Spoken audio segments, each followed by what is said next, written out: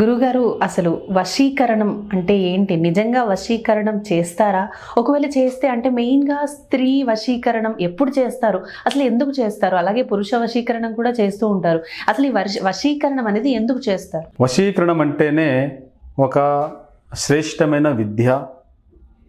ఈ ఒక వశీకరణంతో మనకు కావలసిన మనుషులను కానీ వశం చేసుకోవచ్చు. చాలా సంవత్సరాల నుంచి ఇద్దరు కలిసిమెలిసి ఉంటారు. 5-6 సంవత్సరాల నుంచి వారు అన్యోన్యంగా ఉంటారు. ఇక వివాహం చేసుకోవడం ఒకటే బ్యాలెన్స్ ఉంటుంది. వివాహం చేసుకోవడం ఒకటే మిగిలి ఉంటుంది. అలాంటి సమయాల్లో అమ్మాయి అయినా లేదా అబ్బాయి అయినా సడన్లీగా మారుతూ ఉంటారు. వారు ఎందుకు మారారో అర్థము కాదు. సరైన ఒక రీజను, కారణము చెప్పరు. మానసికంగా క్షోభకి గురై నరకం చూస్తుంది. ఇక జీవితమే వద్దనుకొని కొన్ని వేరే ప్రయత్నాలు చేయడానికి కూడా పోతూ ఉంటుంది.